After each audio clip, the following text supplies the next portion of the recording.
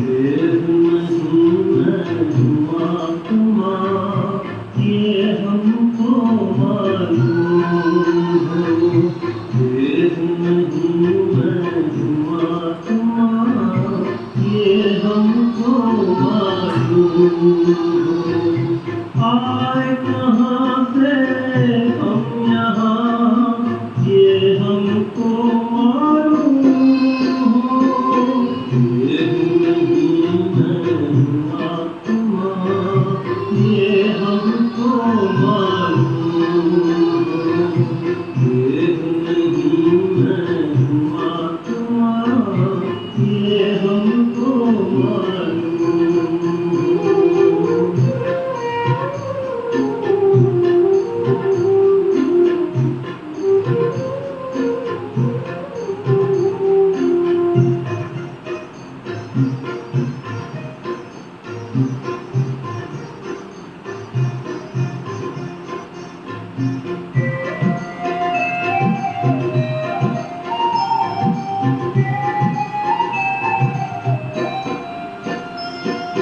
धर्म की जब याद थी, आपस में था क्या यहाँ।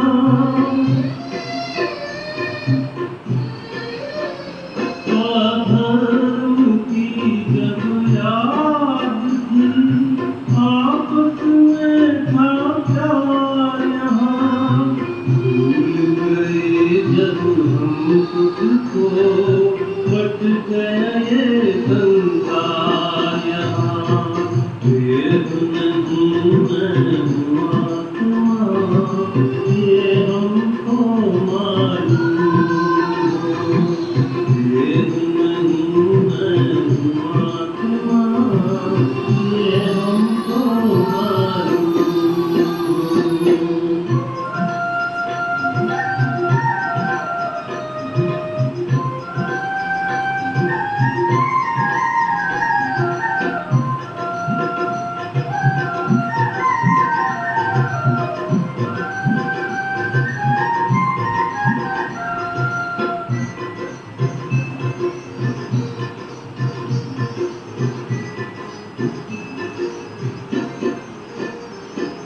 तन मन था पवित्र तो, माया का धन नाम निशान।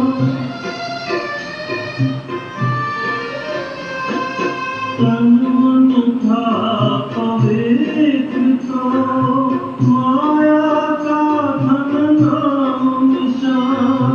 टूटा जब ये धूल तो, आए सभी विकार यहाँ। भेद नहीं मैं हुआ तुम्हारा, ये हमको मालूम हो। भेद नहीं मैं हुआ तुम्हारा, ये हमको मालूम हो।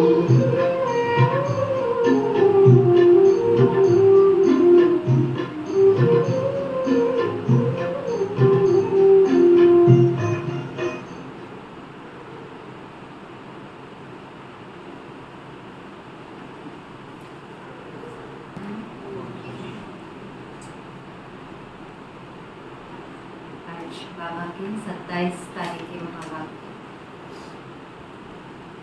बाबा कहते हैं, मीठे बच्चे, याद में रहकर भोजन बनाओ तो खाने वाले का हृदय शुद्ध हो जाएगा। याद में रहकर भोजन बनाओ तो खाने वाले का हृदय शुद्ध हो जाएगा। तुम ब्राह्मणों का भोजन बहुत ही शुद्ध होना चाहिए।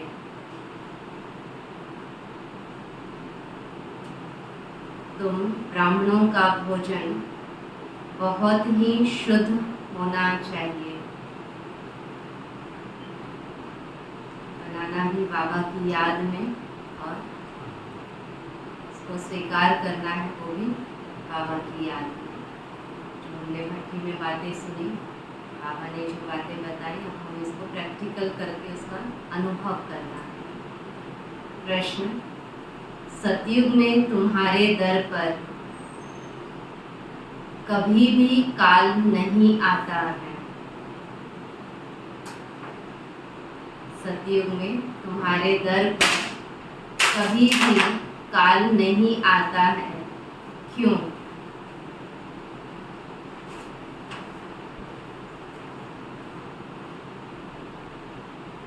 देंगे जवाब को।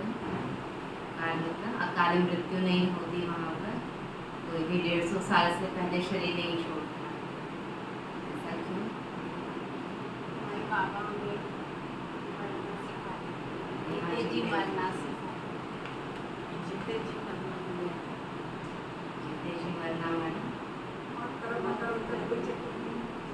हाँ, पाप कर नहीं है। जीते जी मरना क्या होता है? दिल का भांडना याद, पुरानी बातें, पुराने संस्कार, पुराना व्यवहार और पुरानी दुनिया, पुराने संबंध, इन सबके साथ रहते हुए भी वो हम पर हावी ना हो, उसको कहते हैं जीते जी मरना। एक बात उत्तर है, क्योंकि संगम पर तुम बच्चों ने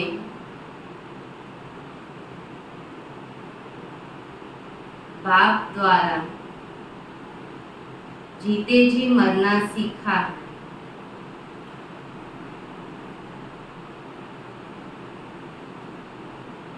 बाप द्वारा जीते जी मरना सीखा है।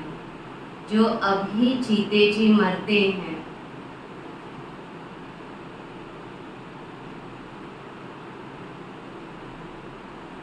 आगे वाक्य पूरा करें। जो अभी जीते जी मरना सीखते हैं, उनके दर पर कभी काल नहीं आ सकता। उनके दर पर कभी काल आ नहीं सकता। तुम यहाँ आए हो मरना सीखने। दुनिया में तो सुबह सुबह ये शब्द ले लोग अच्छा नहीं मानते, और हमें तो आत्मा ज्ञान हो गया है, आत्मा तो मरती नहीं है, इसलिए मरना शब्द में हमारे लिए कोई बड़ी बात नहीं लगती। तो बाबा कहते हैं तुम यहाँ क्यों आए हो? मरना सीखते हैं। लोग जीना सीखते हैं, आर्ट ऑफ लिविंग सीखते हैं। बाबा हमें इस शरीर से कैसे निकलना ये सिखा रहे हैं। सतयुग है अमर लोक, वहाँ काल किसी को खाता नहीं।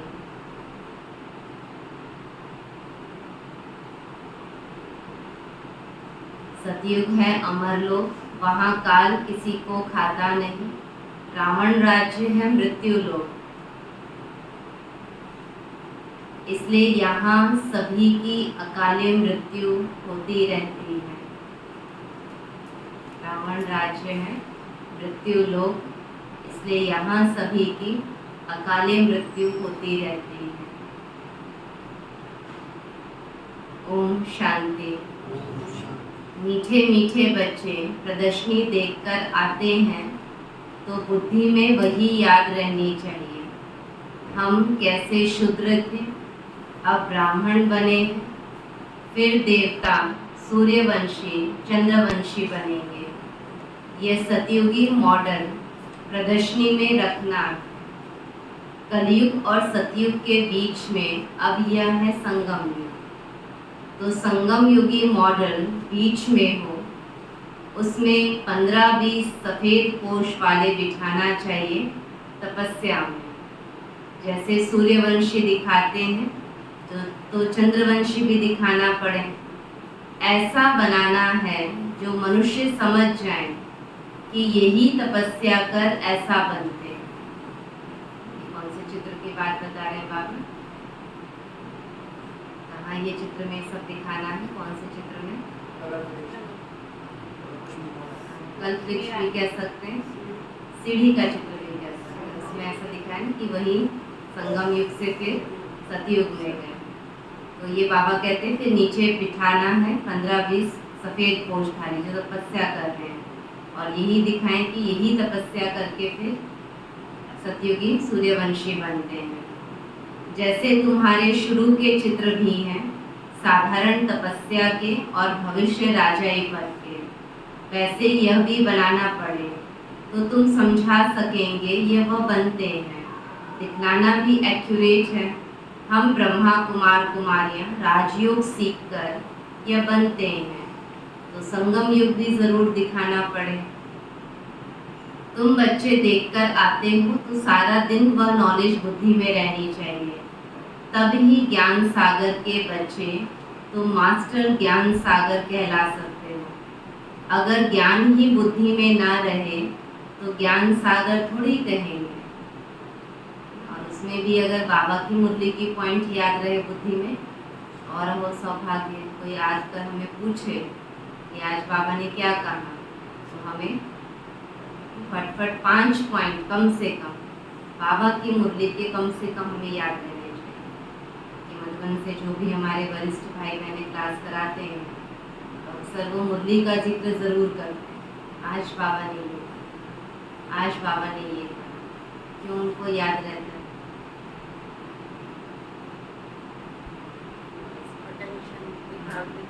कुछ उठते हैं तो कुछ लेकर उठते हैं कि आज ये बात मुझे सारा दिन बुद्धि में चलानी है। तो बाबा कहते तब ही मास्टर ज्ञान सागर कहलाएंगे। अगर ज्ञान ही बुद्धि में ना रहे तो क्या कहलाएंगे? तो ज्ञान सागर थोड़ी कहलाएंगे। सारा दिन बुद्धि इसमें ही लगी रहे तो फिर बंधन भी टूटते जाएंगे। हम अभी ब्राह्मण हैं, फिर देवता बनते हैं। अगर अच्छी रीति पुरुषार्थ नहीं करेंगे तो क्षत्रिय कुल में चले जाएंगे, वैकुंठ देख भी नहीं सकेंगे। और एक बार ये कल्प में फिक्स हो गया तो हर कल्प में सत्युग नहीं देख पाएंगे। ये पॉइंट बहुत गहराई की है बाबा की, रियलाइज करने वाली। वैकुंठ देख भी नहीं सकेंगे। मुख्य तो है ही वैकुंठ, वंडर ऑफ वर्ल्ड सत्युग को कहा जाता है, इसलिए पुरुषार्थ करना है। तुम्हारे दोनों चित्र होने चाहिए। कौन से दोनों चित्र? आपने बताया ना, दादियों के दोनों चित्र बनाए। कौन से दोनों चित्र? हाँ जी, ठीक बोल रहे हैं तो गलत नहीं होगा, बोलिए। एक फरिश्ता स्वरूप और एक देवता रूप, एक संगम युगी ब्राह्मण रूप में ऐसे सफेद वस्त्रधारी, और एक सजे सजाए देवी रूप में, देवता रूप में। तो वह समझेंगे यही सूक्ष्म तन में बैठे हैं। ड्रेस तो बदल सकते हैं, फीचर्स तो बदल नहीं सकेंगे। वह हुआ अपवित्र प्रवृत्ति मार्ग और यह है पवित्र प्रवृत्ति मार्ग, जिससे समझें कि यह स्थापना कर रहे हैं, यही फिर वह बनते हैं। देवताएं हैं पवित्र प्रवृत्ति मार्ग, और यहाँ था अभी तक अपवित्र प्रवृत्ति मार्ग। जो मेहनत करेगा वही पाएगा। तो साधारण सी बात है, सब लौकिक में अपने बच्चों को क्या सिखाते हैं? मेहनत करेंगे पर मिलेगा। बाबा हमें यही बता रहे, ब्राह्मण बनने वाले तो बहुत हैं, इस समय तुम थोड़े हो, दिन प्रतिदिन वृद्धि को पाते रहेंगे। सारा सृष्टि का चक्र कैसे फिरता है? बुद्धि में है। हम तपस्या कर रहे हैं, फिर यह बनेंगे। इसको ही कहा जाता है स्वदर्शन चक्रधारी, क्योंकि बुद्धि में तो सारी नॉलेज है, हम क्या थे अब फिर क्या बनते हैं। स्टूडेंट टीचर को तो ज़रूर याद करेंगे, तुमको भी बाबा को याद करना है। याद की यात्रा से ही पाप कटते हैं, आत्मा पवित्र हो जाती है, तो फिर शरीर भी पवित्र मिलता है। जो शूद्र से ब्राह्मण बनते हैं वही फिर देवता बनते हैं। ये सुदर्शन चक्र घुमारे बाबा, इसका जितना बड़ा मॉडल हो अच्छा है, क्योंकि लिखना भी पड़ता है। संगम युगी पुरुषोत्तम बनने वाले ब्राह्मण, अभी तुमको बाबा बैठ पढ़ाते हैं। ब्रह्मा कुमारी की ईश्वरीय मर्यादाओं की बुक्स बनी हुई है, उसमें अम्बाला कैंट के क्लासरूम का चित्र बनाया, छपा हुआ है। उनके बड़े दीदी कृष्णा दीदी जी को ये बहुत शौक होता था कि बाबा के चित्र बहुत बड़े बड़े होने चाहिए, प्रदर्शनी के चित्र। जो बाबा कई बार मुरली में कहते हैं कोई आए तो उसको एकदम लगे ये आईना। तो अभी भी क्लासरूम की हाइट भले छोटी हो गई है लेकिन चित्र की वही हाइट रखी है। इतने बड़े बड़े चित्र हैं, 6 फुट से भी ऊपर चित्र हैं और उसमें बहुत अच्छे से सब कुछ क्लियर दिखाई देता है। तो बाबा कहते हैं ऐसे बड़े बड़े चित्र बनाएं क्योंकि हमें लिखना बहुत कुछ है। ओम शांति भवन में भी जाते हैं तो बाबा में प्रदर्शनी के चित्र जो हैं, सीढ़ी, गोला, कितनी बड़ी हाइट का बनाया हुआ है और उसमें बहुत सारी लिखत लिखी हुई है। इसको पढ़कर भी लोगों को समझ में आता है कि ये चित्र क्या बोल रहे हैं। तो चित्रों से बाबा बहुत अच्छी सेवा हो सकती है। आज बाबा इस पर मंथन करवा रहे हैं हमारा। बड़ा मॉडल हो, अच्छा है क्योंकि लिखना भी पड़ता है। अभी तुमको बाबा बैठ पढ़ाते हैं, ऊपर में शिव बाबा का भी चित्र है जो तुमको पढ़ाते हैं। तुम ये बनते हो, ये ब्रह्मा भी तुम्हारे साथ है, वह भी सफेद पोशधारी स्टूडेंट हैं। अब तो स्टूडेंट नहीं है ना तुम, हाँ बाबा तो नेक्स्ट टू गॉड है। मनुष्य तो राम राज्य को भी नहीं मानते हैं। गायन भी है राम राजा राम प्रजा। सतयुग में तो धर्म का राज्य है ही, बाकी त्रेता में क्षत्रियों की ग्लानि कर दी है, सूर्यवंशी की ग्लानि नहीं की है। तो यह भी लिखना पड़े, राम राजा राम प्रजा, धर्म का उपकार है, वह भी सैमी स्वर्ग है। कहाँ है सैमी स्वर्ग? त्रेता युग। क्योंकि 14 कला है ना, वहाँ ऐसी ग्लानि की बातें होती नहीं। उनको क्लियर कर दो हम क्या बन रहे हैं। हम ही अपने लिए स्वराज्य स्थापन कर रहे हैं। विश्व में शांति का एक स्वराज्य जो सब मांगते हैं। हम ही अपने लिए स्वराज्य स्थापन कर रहे हैं। बाबा प्रदर्शनी आदि देखते हैं तो ख्यालात चलते रहते हैं। तुम बच्चे घर जाएंगे तो फिर ये सब बातें भूल जाएंगे, परंतु ये सब बुद्धि में याद रहना चाहिए। ऐसे नहीं प्रदर्शनी में बाहर निकले और खेल खलास। ऐसे अच्छे अच्छे जो पुरुषार्थी बच्चे हैं उनकी बुद्धि में टपकना चाहिए। क्या टपकना चाहिए? बाबा की बातें, और इसको कैसे सुनाए और इसको कैसे समझे और कैसे समझाए, ऐसा मंथन चलता रहे। बाबा को टपकता रहता है ना, इसमें क्या दिखा दिया शिवलिंग के ऊपर, बूंद बूंद पानी टपक रहा है। तो वो तो शिव बाबा तो है ही शांति का सागर, लेकिन हमारी बुद्धि में ऐसा ज्ञान की बूंद टपकती रहे। बुद्धि में सारा ज्ञान रहेगा तो बाबा की याद भी रहेगी, उन्नति को पाते रहेंगे। अगर सतो प्रधान नहीं बनेंगे तो फिर सतयुग में नहीं जाएंगे। इसलिए अपने को याद की यात्रा में पक्का रखना है। तुम राजयोगी हो, तुमको बड़ी जटाएं हैं, महिमा सारी तुम माताओं की है। जटाएं भी नेचुरल हैं। दादियों ने पहले खुले बाल रखे कि स्वर्ग की स्थापना करनी है, क्योंकि दुनिया में तब चोटी का फैशन था। तो बाबा ने कहा कि कोई फैशन में नहीं रहना, तो खुले बाल का फैशन हो गया। बाबा ने एक ही चीज़ पक्का किया। हाँ जी, हाँ जी। तो बाबा कहते तुम्हारी तपस्या है, महिमा सारी माताओं की है। राजयोगी और योगिनी यह सच्चा सच्चा तपस्या का रूप दिखाते हैं। ये सब समझने की बातें हैं। बाबा कहते हैं देह के सब धर्म छोड़ अपने को आत्मा निश्चय करो। दादियाँ बताती हैं सारा दिन सेवा करके फ्री होकर अकेले बैठते थे गार्डन में जाकर। अलग अलग ऐसे कोई बाबा रूम तो नहीं होता था पहले, तो अलग अलग स्थानों में एकांत में बैठकर अभ्यास करते थे। कोई और संकल्प ना आए, अपना नाम भी याद ना आए। बार बार अपने को याद दिलाते थे ये नाम मेरा नहीं है, मैं तो शुद्ध आत्मा। बैठ बैठ कर अभ्यास करते। और आजकल हम लोग फ्री होते हैं तो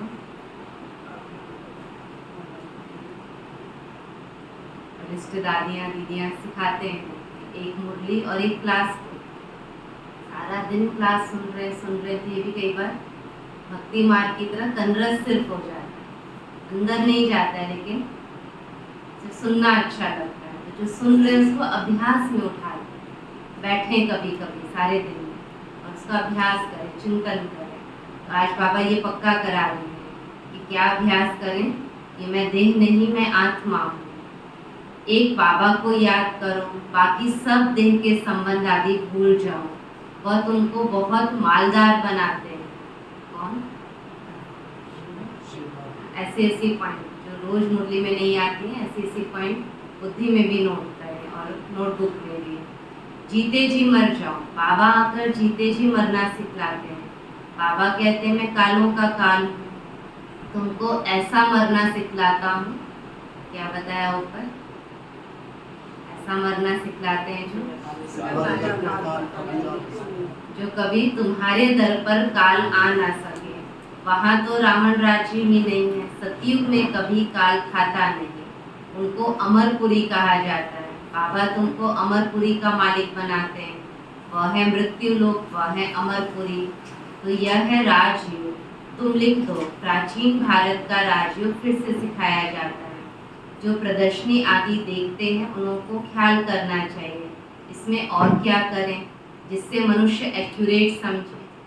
जिनको बाबा ने विशेष जिम्मेवारी दी, तो बाबा कहते हैं बुद्धि चलती रहे, इनमें प्रैक्टिकल बहुत अच्छी समझानी है। यथा राजा रानी तथा प्रजा, तो इसमें ही आ जाते हैं। पुरानी दीदियाँ सुनाते थे ना, तो उनको कहते थे आइए भाई साहब आज हम आपको रंग बिरंगी सीढ़ी दिखाते हैं। ऐसी सीढ़ी देखी है आपने कभी?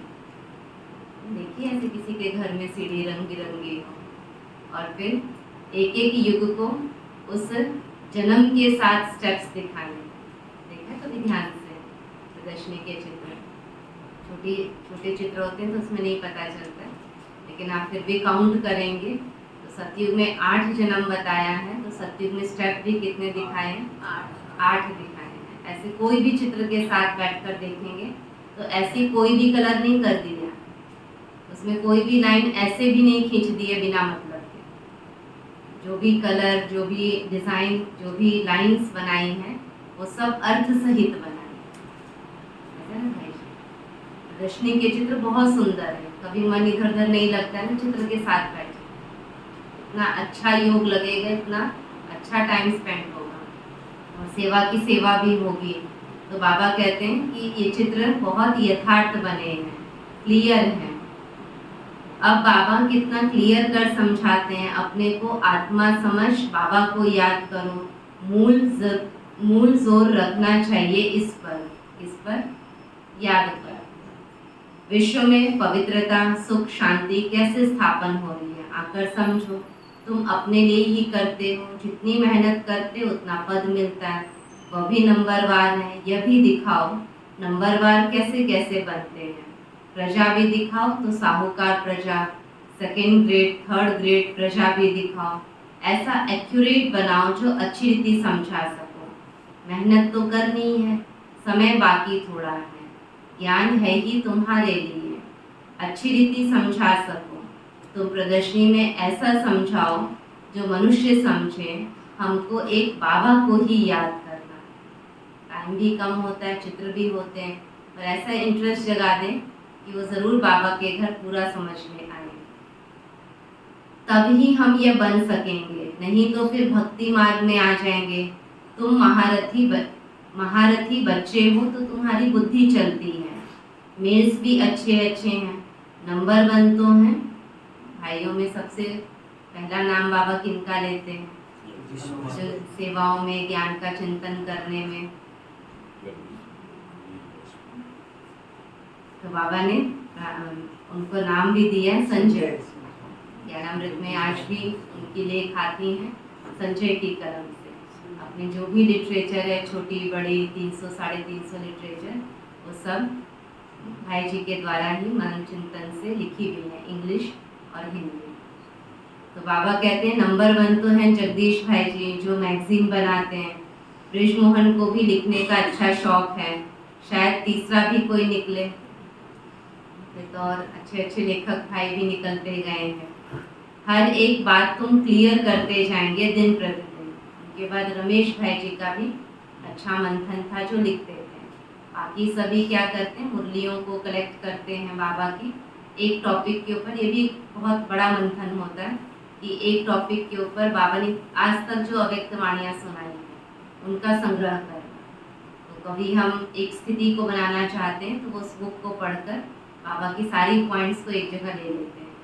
बाकी अंदर से चिंतन कर कर के लिखना, तो ये कुछ का ही बहुत एक्यूरेट है जो बाबा ने नाम दिए हैं। हर एक बात तुम क्लियर करते जाएंगे दिन प्रतिदिन। आप सभी ने त्योहारों की आध्यात्मिक अर्थ पढ़ी है? ये पढ़ी। पहले एक बुक होती थी, अब वो 2 पार्ट में आती है। उसमें एक त्यौहार पर करीब 100 पेज से ज़्यादा लिखा होगा।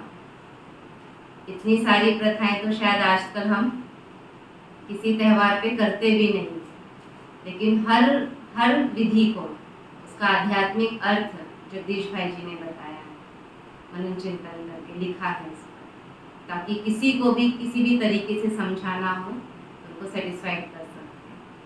तो ऐसे ऐसे बहुत अच्छे ज्ञान के खजाने हैं। मधुबन जाते हैं, लिटरेचर पर जाइए, बाकी चीज़ें तो खरीद कर लाते हैं, अंगूठी, बैज, लॉकेट, कंगन, टॉप्स, ये सब तो लेकर आते हैं, लेकिन कभी कोई बुक लेकर आए, उसको थॉरली स्टडी करिए, बहुत अच्छा लगेगा।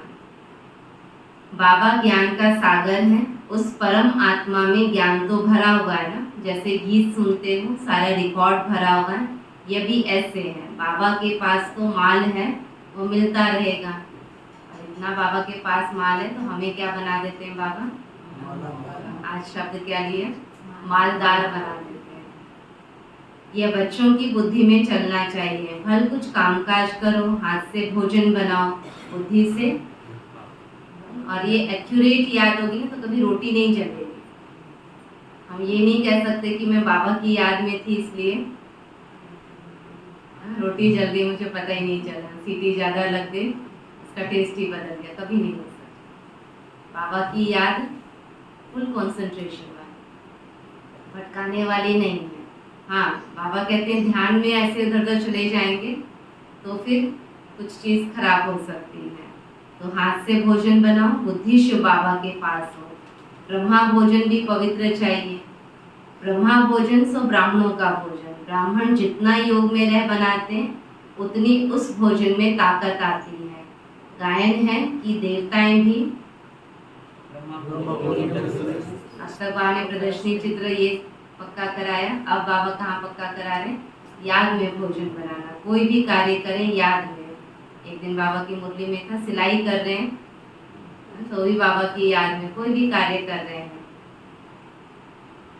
जिससे हृदय शुद्ध होता है। तो ब्राह्मण भी ऐसे होने चाहिए, बनाने वाला भी ऐसा होना चाहिए। अभी नहीं है, अभी अगर ऐसे बन जाए तो तुम्हारी बहुत वृद्धि हो जाए, परंतु ड्रामानुसार धीरे धीरे वृद्धि को पाना है। ऐसा भी ब्राह्मण निकलेगा जो कहेगा हम बाबा की याद में रह भोजन बनाते हैं। बाबा चैलेंज देते हैं ना, ऐसा ब्राह्मण हो जो योग में रह भोजन करे। बाबा आ रहे हैं, बाबा साथ हैं, बाबा मेरे साथ करा रहे हैं, बाबा की पवित्र दृष्टि इसमें जा रही है, बाबा इस पवित्र हाथों से भोजन बनवा रहे हैं। मतलब हर सेकंड बाबा की याद में। आरती बहन जी ऐसे ही बनाते हैं, सभी माताएं ऐसे ही बनाते हैं ना घर में। भाइयों का, बहनों का ही काम है ना बनाना। जो भाई लोग भी अपनी चाय बनाते हैं, कुछ भी बनाते हैं, हमारे पीछे कुमार बैठे हैं सभी, वो भी बाबा की याद में ही बनाते हैं। ऐसा पक्का एकदम बाबा की याद में, जो बाबा ने योगी हो, और खाने वाले का भी बुद्धि योग बाबा में लग जाए तो कहेंगे कि हम बाबा की याद में प्यार से बना रहे हैं। बच्चे तो भोजन से ही रिफ्रेश होते हैं, योग वाले फिर ज्ञानी भी होते हैं, इसलिए उन्हों को सर्विस पर भी भेज देते हैं। बहुत हो जाएंगे तो फिर यहाँ भी ऐसे ब्राह्मणों को रख देंगे, नहीं तो महारथियों में से भोजन पर भी होने चाहिए, तो योग युक्त खाना बने। देवताएं भी समझते हैं हम भी ब्रह्मा भोजन खाकर देवता बने हैं, तो रुचि से तुम्हारे साथ मिलने के लिए आते हैं। ये संगम युग की खेलबान है। कैसे तुमसे मिलते हैं यह भी ड्रामा में युक्ति है। सूक्ष्म वतन में वह और यह मिलते हैं, यह भी वंडरफुल साक्षात्कार है। वंडरफुल नॉलेज है ना, तो साक्षात्कार भी वंडरफुल है अर्थ से। भक्ति मार्ग में साक्षात्कार तो बहुत मेहनत से होते हैं, नौधा भक्ति करते हैं सिर्फ दीदार के लिए, समझते हैं दीदार होगा तो हम मुक्त हो जाएंगे। उनको ये थोड़ी पता है कि ये पढ़ाई से ऐसे बने हैं, ये सूर्यवंशी चंद्रवंशी इस पढ़ाई से बने हैं। बाकी जो इतने अनेक चित्र बनाए हैं ऐसे तो कुछ है नहीं, ये सब भक्ति मार्ग का विस्तार है, बड़ी भारी कारोबार है। अब ज्ञान और भक्ति का राज तुम समझ सकते हो, ये भी बाबा बैठ समझाते हैं।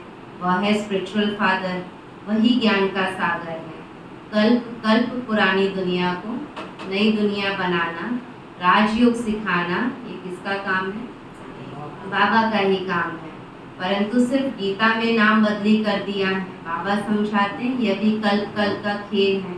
हम घर से यहाँ आते हैं पाठ बजाने, झाड़ की तरफ भी बुद्धि चली जानी चाहिए।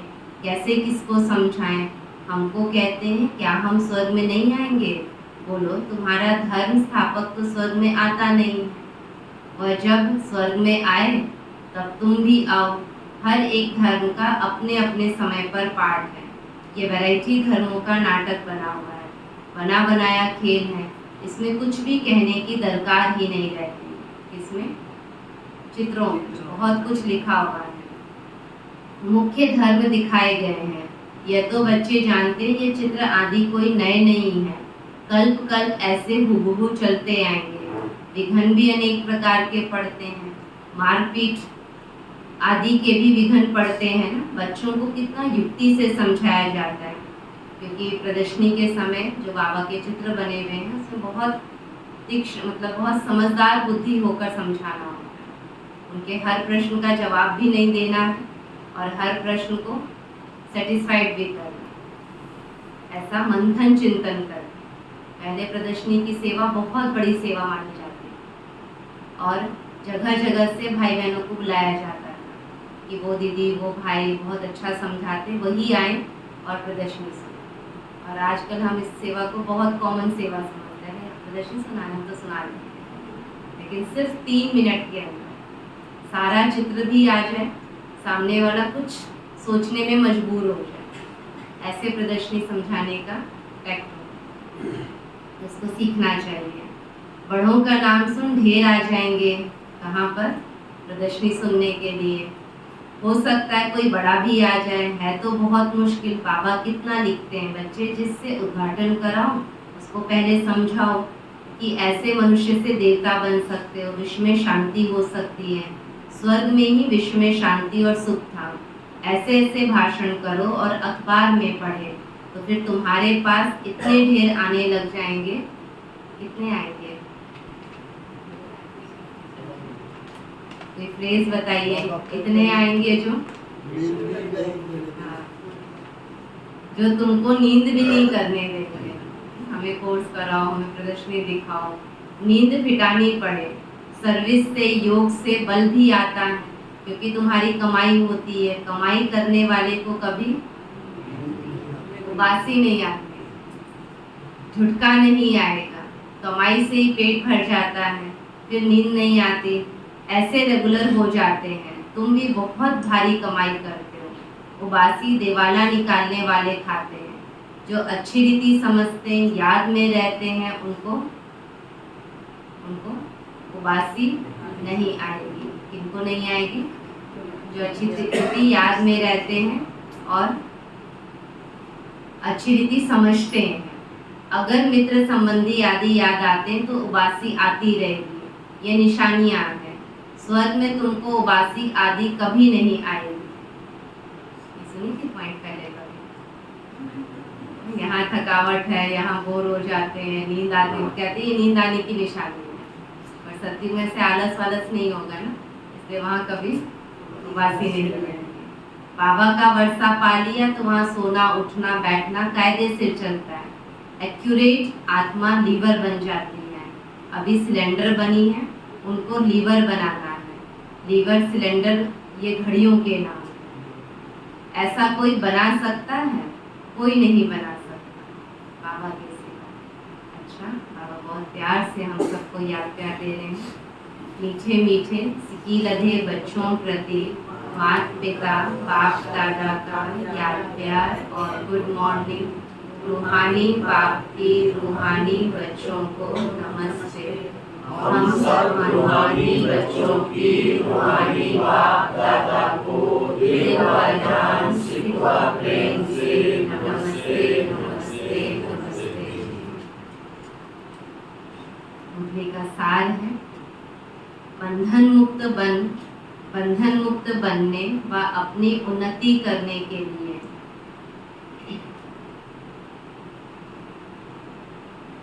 क्या विधि बताई आज बाबा ने? बुद्धि ज्ञान से सदा भरपूर रखनी है। बंधन मुक्त बनने व अपनी उन्नति करने के लिए बुद्धि ज्ञान से सदा भरपूर रखनी है। मास्टर ज्ञान सागर बन स्वदर्शन चक्रधारी होकर, मास्टर ज्ञान सागर बन सुदर्शन चक्रधारी होकर याद में बैठना है। दूसरा, और क्या विशेष पॉइंट थी बाबा की आज की मुरली में? हाँ जी, काल नहीं खा सकता, भोजन याद में करना है। और